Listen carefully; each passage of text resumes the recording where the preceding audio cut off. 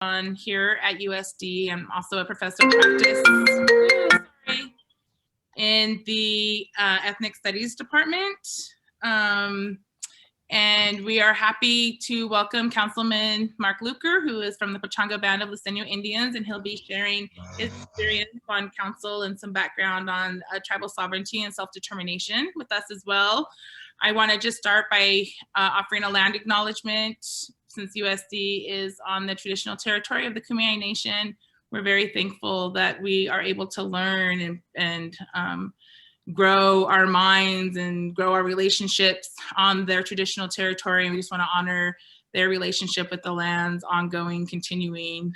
So thank you to the Kumeyaay Nation for that. And I would like to also just let folks know that sort of the format of the event will be, we'll have Councilman Luker speak with us, and then we'll do a Q&A, and then we have the opportunity to break into small groups if there's enough of us. If not, we can just stay in a larger group. We really wanted to have these events to provide an opportunity for our campus community to better understand the issues within Indian country and that we experience as Native Americans. You know, oftentimes people just sort of lump us in with other racial and ethnic groups, but we really are political groups with different experiences, similar struggles, but different struggles as well. And we just want to offer the campus community the opportunity to learn more, and then also to be in conversation with one another so that we can grow and better understand one another and better understand how to be in solidarity with each other around our struggles. So I will now turn it over to Micah. She's going to do a brief introduction for us. Let me see if I see her. Do I see her? I don't see her. Does Cassie, do you see Micah? Yeah, she had internet trouble, so she wasn't able to get on. She's trying to restart right now. Oh no, Cassie's having internet troubles. Okay, so we had Micah Zephyr, who's a member of the Standing Rock Sioux tribe, and she was going to offer the introduction, but I can offer it as well. So I would just like to welcome Councilman Luker. He's a graduate of Paris High School, where he was selected as CIF Student Athlete of the Year. He continued his education at the University of California, Riverside, where he was a member of the Native American Student Association and an all-conference baseball player. At UCR, he obtained a Bachelor's of Arts in Chemistry and went on to earn a teaching credential from Chapman University. He also was he had a professional career as a teacher at Paris High School, where he taught biology, physical science, and honors chemistry. He also gave back to his high school alma mater by coaching varsity baseball, softball, football, and cross country. Wow, that is amazing. He also continues a longstanding family tradition of public service to the Pechanga Band of Luiseño Indians. His grandmother, Germaine Arenas, served as chairwoman of the Pechanga Cultural Resources Committee, and his mother, Christine Luker, served as the Pechanga Tribal Treasurer for 10 years. His uncles, Dan Pico and Gabriel Pico, served as tribal chairman for the Pechanga Band, and his uncle, Norman Pico, served as tribal gaming commissioner for Pechanga. He started his service to the tribe in 2002 when he was hired as the purchasing manager for the Pechanga tribal government. While in that role, he drafted the first Pechanga procurement manual, which was later approved by the tribal council. He was first elected to the Pechanga tribal council in 2004. His prior teaching experience shaped his interest and commitment to enhancing the educational programs for Pechanga tribal children. He's worked diligently towards these educational goals and hopes to see a new tribal elementary school, which there is a school there, so maybe he'll touch on that at Pechanga. And a quote, he says, "Our youth and their education is a great concern to me. I understand the value of a quality school and productive after-school programs for our kids. We have the opportunity to give our kids the very best." Also, he takes a great interest in ensuring the statewide and nationwide education programs reflect the true history and stories of Indian people. In 2006, he was selected by California State Superintendent of Public Instruction, Jack O'Connell, to serve on the American Indian Education Oversight Committee. The committee's main purpose is to provide input and advice to the superintendent on all aspects of Native American education programs established by the state. He is also has played a key role in representing the tribe on water issues. So it is my great pleasure to introduce and welcome Councilman Luker. Thank you, Percy. Miriam, Palava, Wankai, Lovakop, Ivap, Wana, Ivap, Esh, Noshun Lovik. Thank you, everybody. Howard, saying hi to everybody. Good evening. And it's good to be here with you. Thank you. So I always like to start in our tribe. Our custom is that Chairman Macaro is our spokesperson. So I'd like to say he's not available tonight. On behalf of Chairman Macaro, the Pechanga Tribal Council, and the Pechanga people, I want to thank you for this opportunity to the students and staff and others on this call. Yeah, thank you, Percy. That was, kind of a schizophrenic background in myself. I'm kind of all over the map, but I think one thing that shaped my life was, the role models I had growing up. You mentioned my mother, my grandmother, my uncles served as chair of our tribe and did a lot of work. And I always had this picture in my office, and this is a picture of my uncle Dan, Dan Pico, great uncle. And this is in the 1960s during the termination era, where the United States government in the 50s and 60s was trying to take away reservations. And later on, we're going to talk about sovereignty. And if you don't have a land base, there's nothing to be sovereign about. And sovereignty is derived from the people, the government, but you need a land base to do that. And my Uncle Dan went back there and lobbied on behalf of the Indian Federation to, save and restore lands in California. So I'm very blessed to have that role model to serve, and this is in times way prior to any gaming, any economic development really in California. And I'm blessed to have that as a role model and someone to look up to, as well as most of my family on the Indian side. So yeah, you talked a little bit about my background. I did start working at Pechanga in 2002. So I have roughly 17 years of service for my tribe, 13 of which have been on the tribal council, and a lot of this gray is from those years. But I do want to talk about our people here. Pechangayam, Payom Kawichum. The Pechangayam means in our Chamtela, our language, it means the place where the water drips. So if you think of places like you'd want to be, you don't want to be somewhere where the water's dripping. You'd rather be somewhere where the water's flowing. But that's where we ended up, and I'll get into that a little bit later. And the Payom Kawichum is the people of the West, and that was our name for ourselves before the Spanish arrived. There are 6 Luiseño bands, and we'll get into the name Luiseño in a minute, but Pechanga, Soboba, La Jolla, Rincon, Palma, and Old Paula. Those are the 6 Payom Kawichum bands. So in getting into kind of the name Luiseño and a lot of the names that Native tribes have in California, and kind of akin to a slave name. In the Spanish era, a lot of you know the history. Some of you do, some of you don't. Father Sarah was in charge of the missions and the construction of the missions in the Spanish era. 21 garrisons missions were constructed in Alta California. And in 1798, the mission of San Luis Rey de Francia was built. And that's where the name Luiseño is derived from, San Luiseño, the people around the mission there. And our traditional village name for that area was Keish. So we have names of these locations across Southern California, and we'll get into how we're able to do that these days. Some are by our songs, or traditional songs, and some are historical recordings from John Harrington and others, around the turn of the century. So we get into, after the Spanish era and after Mexico gains its independence, the Mexican era starts, and the Treaty of Guadalupe Hidalgo was signed in February of 1848. And it was supposed to include the land rights of Indian people in theory.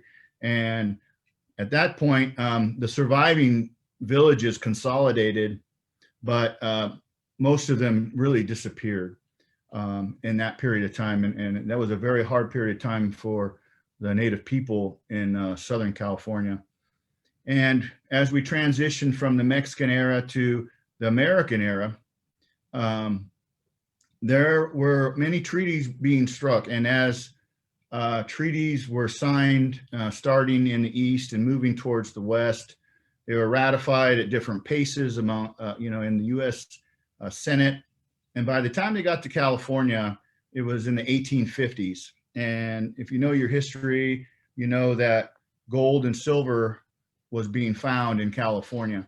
But in January, in 1852, the Treaty of Temecula was inked, and by many of the villages that were around then, and our captains, our leaders, signed that document, giving away Aboriginal territories, but it was, in exchange for rights to live on land and provisions and health and other provisions normally given in these type of treaties. Well, as that treaty made its way back to Washington, D.C., and word about gold and silver was filtering back to the U.S. government, the U.S. Senate refused to ratify 17 treaties, and along California, along the West Coast, and for basically taking the land, stealing the lands with no provisions given to the tribes, the people of that time. And our people left that, having trust in the government that they inked a deal, not to fight over certain areas, but to live on the land, and come to find out, without knowing, that they didn't have that land, that they didn't have the treaty rights to that land. And we didn't know for years later, until sometime in 1868, 1869, local ranchers starting to lay claim to where these villages were. And in 1869, there was an eviction, and there were evictions all over, California. But there was an eviction of the Temecula village when majority of our men were out working the ranches and working, and a posse led by the sheriff of San Diego came up and evicted our village and forcibly moved our people from that village. And my grandma was fortunate to know her great grandma, and she recalled to her at a very young age, I think my grandma was 4 years old when she heard the story, but she was forcibly removed. They were screaming. The children were being whipped. They were not allowed to take any of their, land, their animals, their livestock. They were breaking their pots. Basically, they were getting them off this land and forcing them out. So, and they moved them to a hillside and dumped them there on the other side of Pechanga Creek. And when the men came back, they had to find their families. And to that day, to today, on California Indian Day, our tribe does a memorial walk. It's roughly 3.5 miles, much easier to traverse today than I'm sure it was in the 1800s. And our people were basically dumped there until June 27th, 1882. And our people, and some very bad things happened to our people. Cows and animals, they kind of know where their rightful owners are. And when those animals would go back to their owners, the owners would be prosecuted under law for stealing livestock, which was actually their own livestock. But very, very tough times for our people in that time. But in 1882, by executive order, President Chester A. Arthur established the Pechanga Indian Reservation, and it gave us a permanent homeland and kind of got us back into a place where we could start our self-governance once again. But I want to kind of move on to, the idea of sovereignty. And when I mentioned earlier about having a land base to have sovereignty and to promulgate laws and rules over. I've been very fortunate to go to Washington, D.C. and educate members of Congress on our tribe's behalf, on Indian country's behalf. And I got to meet a man named Dale Kildee. He was an elder man from Michigan, and he did some really great things. If you want to look up, he started some really great programs for the indigenous people of Michigan. He always carried a little Constitution in his pocket, and he would pull that out and he would say, you guys are so fortunate. You're citizens of 3 nations, or you're citizens of 3 entities. You're a member of the United States, you are a Californian, and you're a member of your tribe. And you have sovereign rights. You have rights in all 3 of those lanes. And he always referred to the U.S. Constitution. In Article 1, Section 8, it says Congress should have power to regulate commerce, talks about nations, states, but it actually calls out Indian tribes. So we're recognized in the Constitution as being a sovereign and the U.S. Congress having to discuss and work via commerce with Indian tribes. It's also recognized in a couple other places. It says the president has the power to make treaties with a 2/3 Senate approval. And that's also in there. And there's also a piece where it talks about the U.S. Constitution. But even prior to the United States and the revolution and that, other countries recognize tribes as sovereign governments. The British Crown, the French, other countries recognize, and all over, Aboriginal people all over the world were recognized as sovereign. So you don't just get that unless you act like that. And I mean, so many people talk about sovereignty, but you have to be about it. You have to talk about self-determination. You have to talk about self-sufficiency, and you have to do it. And that's something that I'm proud of the Indian people have really made strides, and they know they're sovereign and they act sovereign. And that's the big difference between some other organizations. And I always like to refer to our people more as citizens versus members. That is a name or a identifier that the government put on us. We're not members of a club. We're citizens of a nation or citizens of a people. All right, so let me talk a little bit, I guess, about our reservation. We have roughly, originally when we started, we had 4,000 acres that was under the executive order given to us by the president. We've since expanded to over 7,000 acres. Most of which has been purchased, some of which is BLM land that was obtained through congressional approval. It's the large mountain. If you've ever been to our reservation and our resort and golf course, the mountain that is to the west is BLM property that we were able to obtain. Beautiful hillside, means a lot to our people, and it's a great barrier to the outside. Our population is rather large for a California tribe. I know it seems kind of minuscule when you talk about the Navajo Nation or the Gila River Indian community, but we have a little over 2,040 tribal citizens. 1,190 are adults, and 840 some odd are minors. And I don't know if I mentioned, but we are a custom and tradition tribe, and we enroll our people by lineal descent. So there's no blood quantum, and every tribe does it different, and that is the sovereign right of each tribe to identify their citizenship, and we go by lineal descent. So my mom was, so I am, so all of my children are. And by blood. In modern times, we verify that with DNA.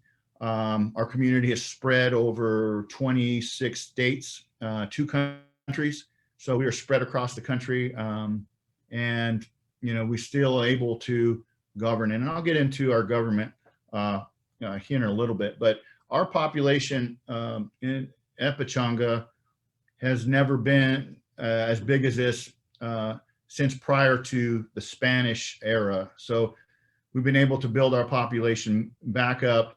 The Spanish mission period was devastating to our people, and with the slavery and the disease and whatnot. And those are all stories that are, possibly in your history books. I'm not sure. History books are changing as we speak, I'm sure. But you see that story across the country, and tribes are coming back and beginning to prosper again. So when we start talking about our economy, our story, our modern story started in 1995 when we opened the Pechanga Entertainment Center. And the vision was very simple. We wanted to create jobs for our people. We wanted reliable drinking water. We wanted basic health care, educational opportunities for our youth, and in many cases, primarily protect our cultural places and our language for future generations. So those were the primary goals for starting the Pechanga Entertainment Center. It was a very close vote. Now, and I'll get into how our government works, but we had a vote amongst our people whether we wanted to have a casino, and if we wanted to have outside people come to our reservation. We are a closed reservation. We are fortunate. Many reservations have a highway that goes through their reservation, and it's hard for them to work within that with all these visitors. And it was a vote that basically, I think it came up to about 2 or 3 votes in favor of having a gaming facility. And but at the end of the day, it passed, and it started our path to self-sufficiency. And so we continued to work on that, and when we're fortunate to have a location that is amenable to visitors, even though our people, and if you look and if you talk to the Indian people, they're sometimes hesitant for change, and they're hesitant to invite guests because there's so much mistrust that has taken place over the years. But so we started with that, and pre-COVID, we were up to 6,000 employees at our resort, at our other non-gaming businesses, and in our tribal government. Since COVID, we've had to scale back, and if we have time, we'll talk about that. But having the ability to not to be dependent on the federal government and generate revenue and spend it the way we've deemed necessary, we've been able to make drastic improvements on our tribal members' their health. They're making strides in language and cultural preservation. And our government is a direct democracy.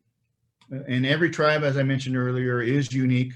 My friends down at Agua Caliente, they're representative government. They're empowered to make decisions on behalf of their tribe. At Pechanga, I'm on the council, but I'm on the business council. We're a direct democracy, so every tribal member acts as U.S. senator.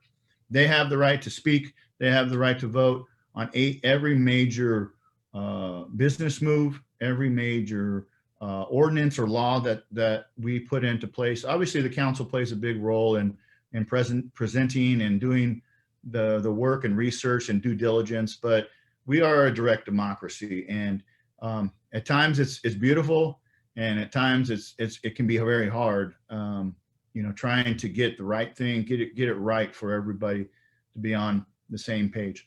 But our role as a council is to enforce the tribal laws that are in place and in the ordinances, and look out for the best interests of every tribal member. And when I first got on here on the council, I was 29 years old, and my Aunt Marie was my grandma's sister, and she had been involved for decades, even back into the 70s. And she sat me down and she said, "Look, you have you have three things you got to do. You got to take care of the people that are here today. You have to look after your ancestors, the ones that have gone before you, and you have to plan and prepare for your future generations. And those three pillars help me every day decide, what to do and what to pursue, and what to look out for in a lot of ways. And like I said, I'm very fortunate to have, the vision of her in my life. Not so many people are as fortunate.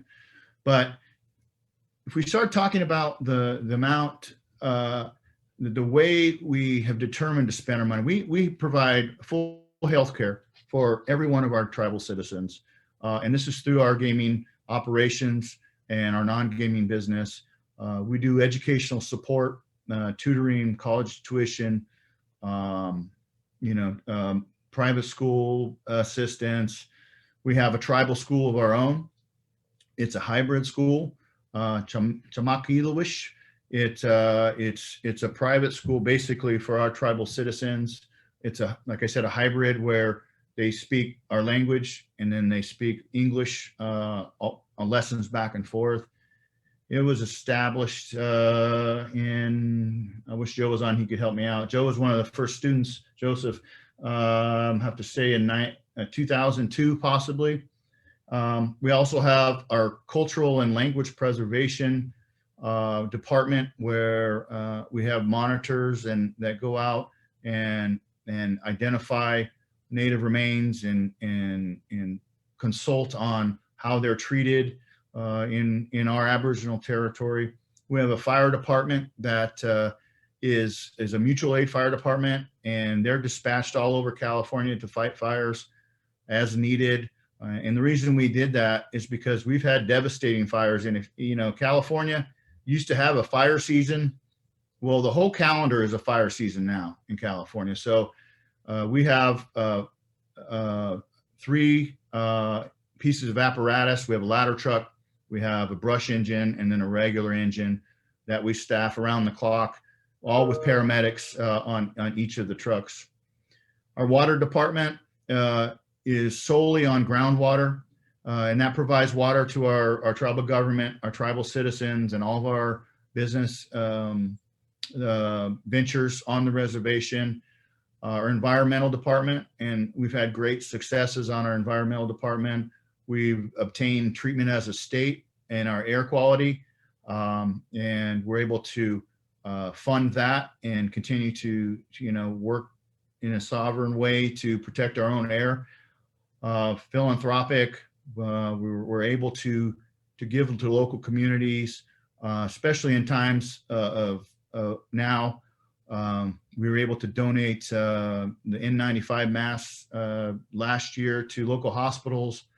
We were able to stockpile, and always looking ahead, we had tens of thousands of those N95 masks. We were able to donate to the three local hospitals, able to give to Rady's Hospital to help with mental health care. And there's other, I think 16 million to schools and other charitable over the years. And lastly, being involved in politics. And I think it was Betty McCollum, or I can't remember which member of Congress said it. If you're not at the table, you're probably on the menu. And I'm sure many of you have heard that. And if you're not able to participate in government, and you're not there having conversations with people that make the decision, you're probably going to be left out. And I've been able to go and advocate for Pechanga, for our tribe, is also other council and our chairman, advocate at the state level, the county level, the federal level, and be able to talk on our own behalf. And if there's any young people out there, get involved. If it's a school, school board, a city council, we need more young people. We need more Native people in these positions. And we're starting to see some, Deb Holland is the most recent, one of the proudest moments of my life, potential Secretary of the Interior. I've met Miss Holland, and she's an amazing person, wonderful lady. And it looks like she's going to be confirmed as Secretary of Interior. There's Sharice Davis, the Tom Coles of the world. And it's important, and what they say, and other members of Congress say, it's important to have someone in committee and as a peer to explain the nuances of Indian country. And it's not always just Indian people, but people that understand what is going on in Indian country to speak to their peers about, I don't think that's true. They don't live in teepees all the time. I mean, there's so many things out there that are just not true. And there's another young man, well, he's probably my age anyway, Kai Kahele out of Hawaii. He just got voted into Congress. He's another indigenous person that can speak on our issues, and he's very involved in the fight over Mauna Kea, and very, very up and astute on indigenous issues, not just Hawaiian issues, but all Indian issues. And anyway, want to just put that plug in there to get involved, in, even if it's just local issues, get involved. But to talk a little bit about Pechanga and some of the laws that are put in place, our ordinances or our laws. California is a public law 280 state. And it's my understanding that one or two tribes have seceded, and there's a whole process how to get out of it. But public law 280 basically says that, everything civil regulatory, the tribe can make laws on. Anything that's criminal, the sheriff's department will handle. Whether it's a criminal activity, the sheriff's department will handle those issues. Anything civil regulatory, the tribe has authority over, sovereignty over. And some of the things that we've put in place, and I look back at some of our old ordinances, at least when we started putting them on paper, was a speed control ordinance. And it had probably, maybe that much text on it in 1984, basically 50 miles on the dirt, 25 on the pavement. And then when our attorneys got a hold of it, it turned into a 13-page document in 2009. So a little bit of a, growing up there. But we had a firearms ordinance, a livestock ordinance, which basically said, if your cow comes on my property and chews up my apricot tree, I get to hold your cow until you fix my tree. And then it's really amazing to look back on how we governed each other over the years.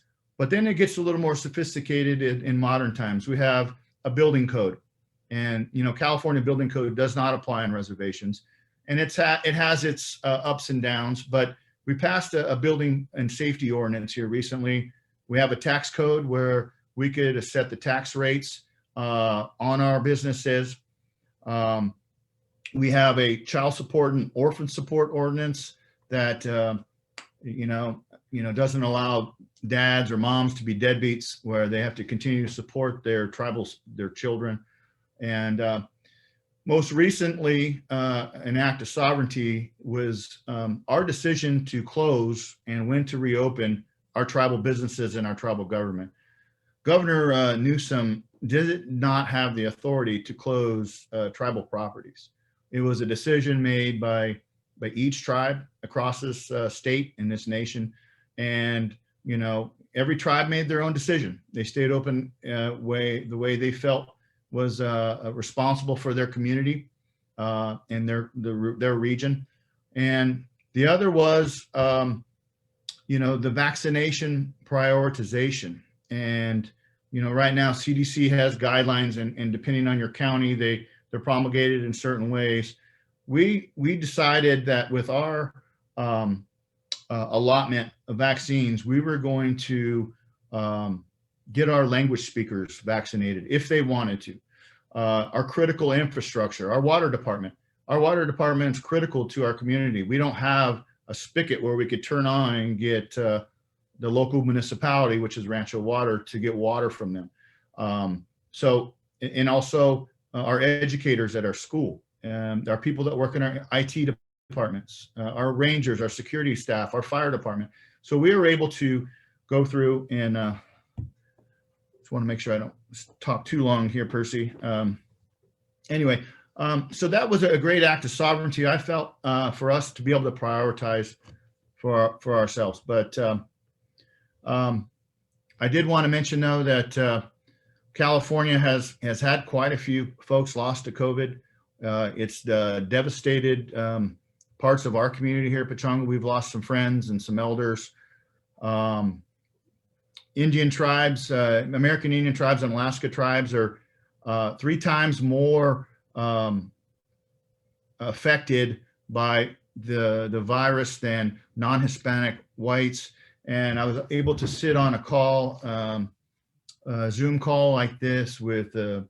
Fauci, Dr. Fauci, and he went over these type of effects on Aboriginal communities. And it was an eye opener for sure. I mean, I'm here in this small place in California and living on the reservation, and I haven't left a whole lot recently, but to see the damages across Indian country was pretty sad. Let me see how we're doing. How much time we got, Percy? We're good. We have till, yeah, we're good. You have maybe 3-4 more minutes. Okay, great. I think the last thing I want to hit on is our tribal electrical utility. We're the first tribe in the state to have an electric utility, and that is started us on the path of energy sovereignty, energy sufficiency, or not being self-reliant on the grid. We were able to strike deals with 5 tribes: the Hulapai, the Pasquayaki, the Tonto Apache, Agua Caliente, and the Kabab band of Paiute. And a lot of the tribes along the Colorado River have allocations from Hoover Dam. So we were able to come into deals with those independent nations and buy their power. We generate power in our cogen plant on property, and we're about to start some solar generation here. And it's starting us in the path to being self-sufficient when it comes to energy. And if you're anywhere on the Edison grid or SDG&E, they started shutting people off in rural areas when the winds picked up, and it was quite an eye-opener. And we're looking at other options where we're putting solar on people's homes on the reservation to kind of island them and making them independently dependent or self-dependent or off the grid. So I think that's going to be the future of our people. You know, if you look at the way we're looking at our environment and generation of energy, I think everybody needs to consider these type of opportunities when they're available. I think that's it. And I did want to talk a little bit about Poesca Mountain, but if you want more information on that, we have a documentary that one of our tribal members put together. It's www.mountainthatweeps.com. mountainthatweeps.com, and it's going to do a way better job of explaining what happened in that than I could. So I hope you get a chance to take a look at that. With that, turn it back to you, Percy. Great. Well, thank you. Can we all do a virtual round of applause for that great talk? I know some people like to use the little emoji things that are on Zoom too, thumbs up, clapping. So thank you so much for that talk. It was so great. And I want to say, if anyone ever goes, well, you should all go visit the resort, support economic development. But they have a really great movie that they show about Pechanga and the history, and Councilman Luker is featured in there, and other folks as well. So I definitely recommend watching the movie. I think it's like Channel 3 or something. But thank you so much. And I just wanted to open it up for questions. So feel free to use the chat box. I'll monitor that. Also, you could just raise your hand and we can do questions that way too. So does anybody have any questions? Okay, so we have a question from Brian. Go ahead, Brian. Hi, thank you so much, Councilman Luker, especially for sharing the history that you were describing. And thanks to Professor Lewis. I'm a visiting professor this spring at the law school, at USD Law School. And I'm really very fortunate and very privileged to be teaching the course on American Indian law. And I was hoping some of my students might be here. I don't see any of them here. I have 15 law students in the course and was telling them about this event. And I think they missed out on just some fascinating history. So thanks. I didn't have any particular questions, but just that I was learning a lot just from hearing, especially about the early treaties and the early years you were describing leading up to the forming of the reservation. It's really very interesting. Well, thank you. You know, Chairman Maccaro is well versed and he does a great job of speaking, you know, about this stuff. And there's a lot of history there, and there's not a lot of documentation or good books or good literature on that. So, yeah, you know, if we can do anything to help, please reach out, and we have your resources that can help if needed.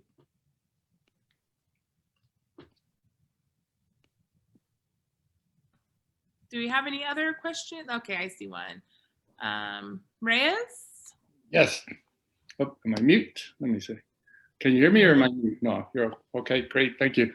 Thank you, Councilman Luker. Really enjoyed your presentation. I'm the department chair in the School of Leadership and Education Sciences here at USD, and also the department chair for teacher education. So obviously there's quite a few topics that I could probably keep you here all night just asking you questions. One of the course that I'm teaching, the doctorate program, is on language, culture, and race. So obviously we speak, we have the students read a lot issues on heritage language, obviously, and then some other issues. But a couple of three things I know you'd mentioned in terms of the political involvement.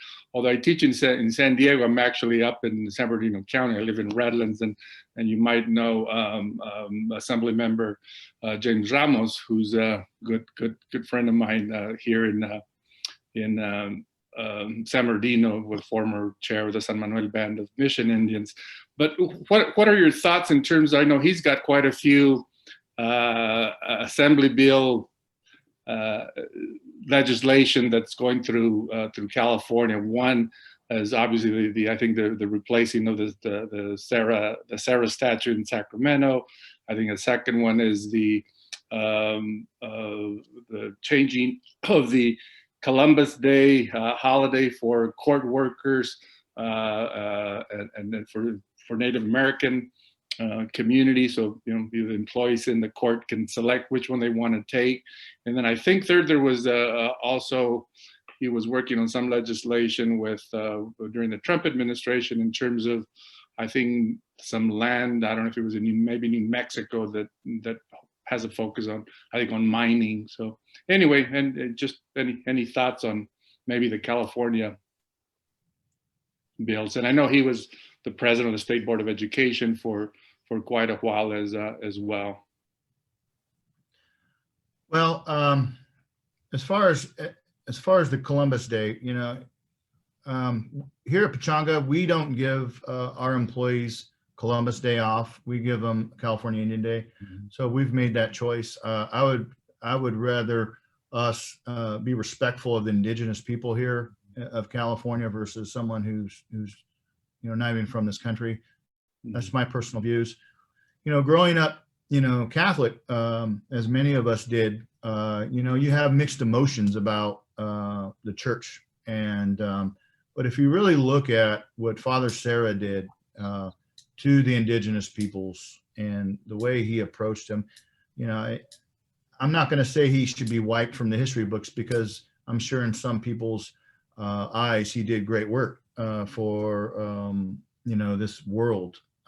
Personally, it really damaged the way our people had a way of life. And you know, I'm not going to say because I don't like what that person did doesn't mean it's necessarily illegal or wrong or should be, you know, taken down. So he is, you know, yeah, he did some terrible things to our people, and I would not like to see him represented in the state capitol. But you know, that's not, you know, typically one tribe's call. But you know, I think if you look across Indian country, they would like to see that out of the state capitol. Thank you. Yes, we have a question from Angel Hinzo.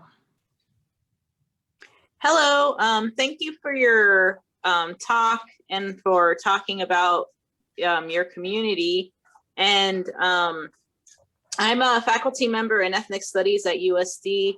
And today in my class, I teach American Indian Studies. And today in my class, we actually talked about the Executive Order N1519 that Gavin Newsom signed into law in 2019, where he recognized California's relationship and like the pretty much the mission to exterminate California Indian people, and how he recognized that that was part of policy. And also, like within it, he mentions this commitment to the Truth and Healing Council. And I wanted to ask if I know this was just signed in 2019, but I wanted to ask if there's been movement or what the status of this piece has been, if you know what the status of it has been right now. Somewhat. Chairman McCarr, our chairman, was appointed to the Truth and Healing Council. They had some time where they had a bit of a break. I think a lot of it had to do with COVID, but I think the intentions are good. And we'll just have to see and try and stay positive on the outcomes that there's a lot of great tribal leaders and business folks, Indian folks in the community that are part of that Truth and Healing Council. So it's hopeful. And I understand they're trying to do a California Heritage Center up in Sacramento as well, that hopefully that'll, spread, share some light or show some light on some of the truths that happened in California, over the years. So thank you. That's a good question. And there is some hope in this administration to make some progress and to get some actually, hopefully we get some of this documentation in the classrooms. And it's hard. And because, one of the most disappointing things was, part of the new curriculum that started rolling out, they were asking, tribes to pay for it. And no other nationality or race has been asked to pay for teaching the proper education. And, it was so disrespectful that, it's frustrating to be at this place in time, but you're not going to turn to the other community and say, you need to teach about, the Holocaust, you need to pay for the education of slavery, or you need to pay for, the genocide that happened to your communities. But they turned to the Indian people and said, you need to pony up for that. And we still are fighting a lot of those fights, and they're not gone. So, but thank you for your question. Thank you. Do we have any other questions? Again, you can type it in the chat or raise your hand. Kevin, we have a question from Kevin. Go ahead, Kevin. Good evening. Thank you very much, Councilman Luker, for the wonderful talk and for sharing with us about your community. I just had a kind of a two-part question that has to do with the citizens of the Pechanga Nation. I think if I heard correctly, you mentioned that there's, I think you said there's over 2,040 citizens, but then you also mentioned that they're spread out over 26 different countries, or 26 different states in 2 different countries. And so I'm curious as to how you're able to, as a community, to maintain connection with all of those citizens who are so spread out. I'm just thinking about other indigenous communities that are in diaspora from Latin America, from all, many different regions. And so how do they maintain contact? How do they maintain their sense of belonging to the community? So that'd be kind of the first part of the question. And the second part would be, when you talked about direct democracy in your governance and the sovereign self-expression of your governance, how does that work in terms of actually making decisions? And are the decision makers those who actually live on the land, or does that also include citizens who are maybe living in Florida or South Dakota or wherever they might be? So I'm just curious about those two things. Yeah, good question. So we notice our meetings, and per our constitution, we have to notice up to 12 days in advance. We've been really trying to notice farther than that for those folks that wish to travel. And we have people that, travel from Washington, Tennessee, Florida, Arkansas, that will come to meetings, especially if there's an election or there's a very important discussion that they're interested in. And I think we're over 1,000 adult members, but in one of our recent meetings, we had over 500 adults at a meeting. So they're actively there participating. In COVID times, we created a different venue. We have basically a drive-through venue where we set up a stage where the council will sit up on a dais and they will drive and they'll park, and we have wireless access points, and we kind of conduct our meeting at a Zoom. So they're able to stay in their vehicle and still participate in the meeting. And, we're all trying to be creative here, and we want our people to feel like, we're a direct democracy. We're not representative. So we want them to feel comfortable with the decisions we're making. So another aspect has been like Zoom meetings that are non-voting, disinformational. And we've had people being able to participate wherever they are and ask questions. And you're getting different people there, and which has been very interesting. And it's really, in some ways, kind of cute. Some of our elders, they're tired. They don't want to get up to the mic and they won't talk, but you put them on a Zoom call with their grandson or something, they go on and on. And it's really cute to see another side of those folks.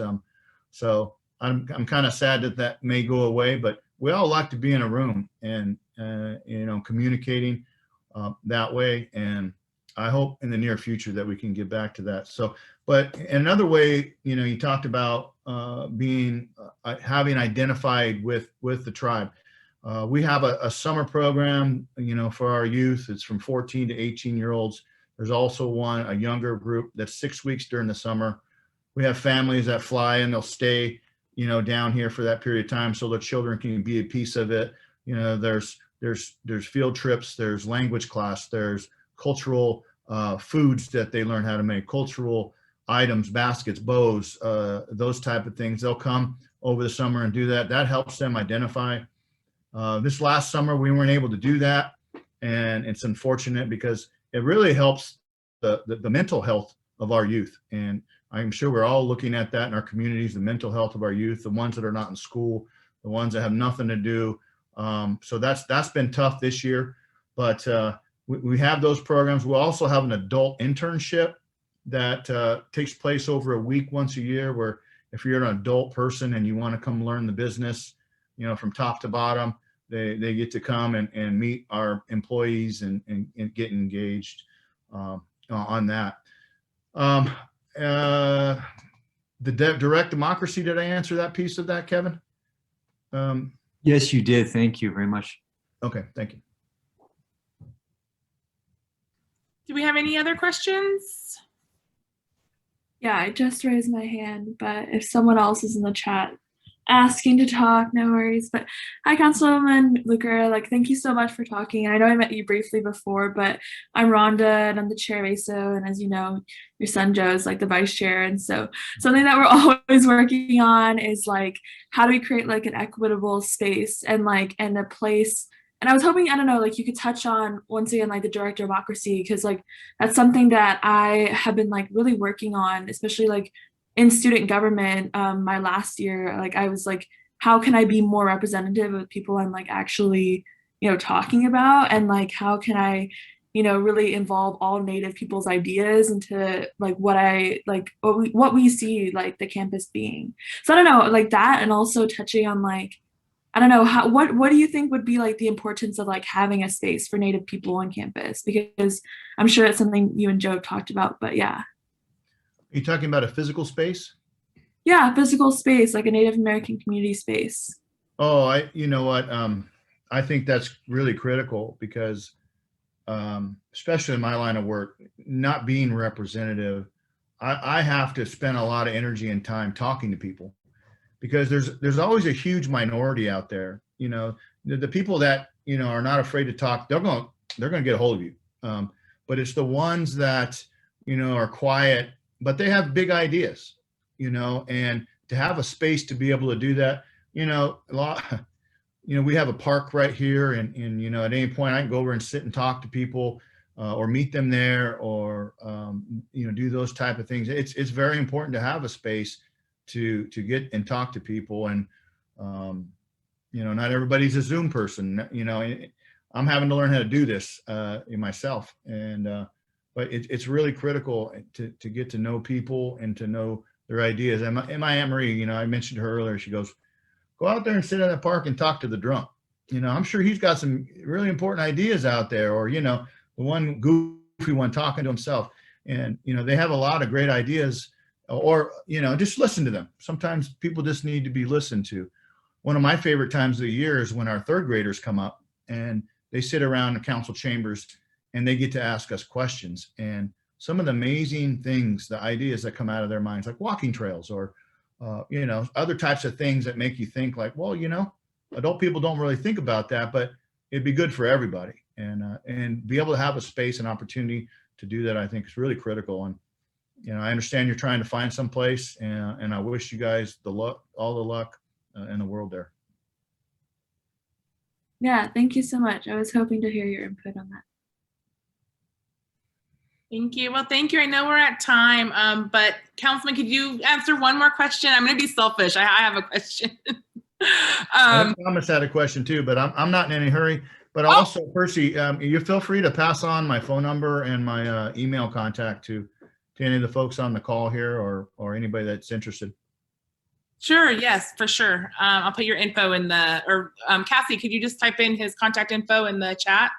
So I just wanted to know what the universities can do, you know, what we need to be thinking about how to better serve Native communities, the tribal communities, and then also, you know, the students once they're here on campus, and then also even alumni, and, you know, making sure that Native folks feel like they have a voice and that the university cares. So what are some things that we should be doing as a college? Well, when I look across the country, and whether you're talking about language or content, you know, and specifically the University of Hawaii, they provide a lot of support for tribes in language and maybe even curriculum. That would be a huge help, you know. You know, to have a focus on in those type of areas would be a big help. And you know, language preservation, there's an amazing immersion school on the Big Island of Hawaii, and they're fully supported by University of Hawaii Hilo. And you know, right off the top of my head, I probably might have other ideas as I let it soak in, but I know right away that, you know, the support from, you know, the educators and the people that can actually write books and correct the histories that have been, you know, inappropriately mistold. Well, thank you. Thank you so much. Does anybody have a last question? Okay. Thomas had a question there. Oh, yeah. I'll ask really, I'll make it fast. Yeah, thank you so much, Councilman Luker. I would say if you could wave a magic wand to public policy, what was one thing you would change in terms of any law you could dream, like a dream policy in terms of how it would affect Indian country or just how we live as people? If you could, I'm not sure if that's something you think about, but I was just curious. Oh my gosh, a really good question. You know, I there's a few, but specifically how our indigenous people have been, you know, brought up from the dead during these developments, exhumed. And I just think about how devastating it would be to have one of your ancestors dug up and put in a box and put in, you know, University of Berkeley, or some box in China Lake in some military establishment. Other communities would erupt, you know, and we really advocate here at Pechanga to the best of our ability to leave those remains in place. And I think, when my auntie's telling me about protect your ancestors before there are ceremonies that were done to put these people away. And we really don't have ceremonies to put them away again. And it's very disrespectful. And we have tried, and we've made a lot of progress. AB 52 is on the books now that gives tribes an opportunity to have input. We have a very aggressive cultural department that fights hard to keep people in place. But in the end, landowners' rights, supersede the rights of the community. So if I had to pick one right away, that would be a big piece of it.